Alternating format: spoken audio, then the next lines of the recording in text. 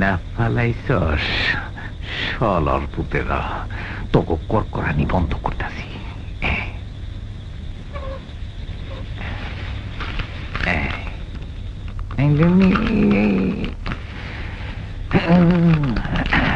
পেঁয়াজের শুকিয়ে গেলি টের বাবা।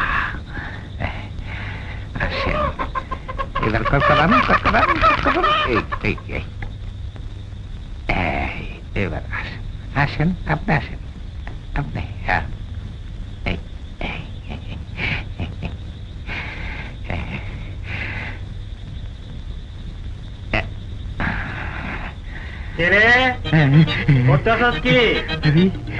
সব দেখতেছি। কয়টা নিলা?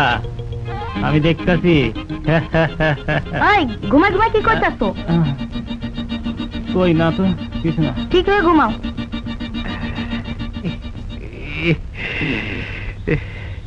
তবে চুরি করছি বলে কান্তাছি না, এই যে বুঝলতাছে।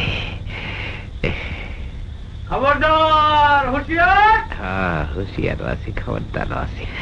ওই ধরা বলতেছি না, ইনশাল্লাহ একটু ক্লিয়ার হইতে পারলেই হয়। দেখি বাবা, রাস্তা ফাইন ক্লিয়ার।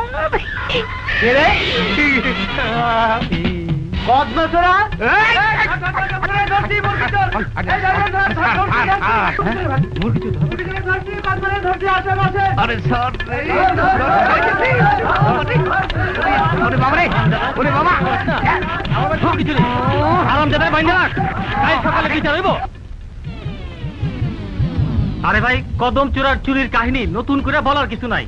ওর অনেক শাস্তি হয়েছে, কিন্তু শোধরায় নাই। ও হলো জাত চোর। মাতবর সাহেব, আপনি বলেন ওর কি শাস্তি হওয়া উচিত? জুতা মারেন হারামজাদারে। বেয়াদবের মতো কথা বলবেন না, জুতা মারলে ইজ্জত থাকে না। জুতা ছাড়া অন্য কিছু দিয়া মারেন।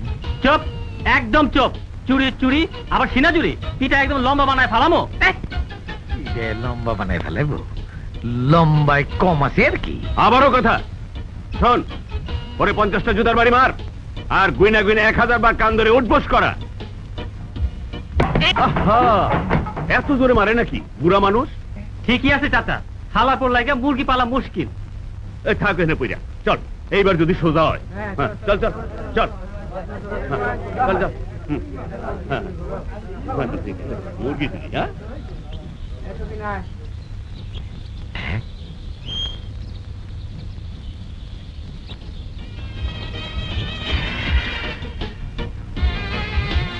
আল্লাহর গ্রামবাসীরা বেকুবের দল, মনে করছে জুতার বাড়ি খাইয়া অজ্ঞান হইয়া গেছি। মন্দিরা এই অ্যাক্টিংটা না করলে পুরা 50টা জুতা বাড়ি খাইতে হইত।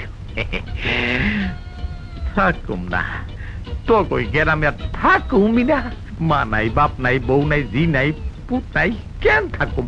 উষ্টা মারি তো কই গেরাবির কপালে।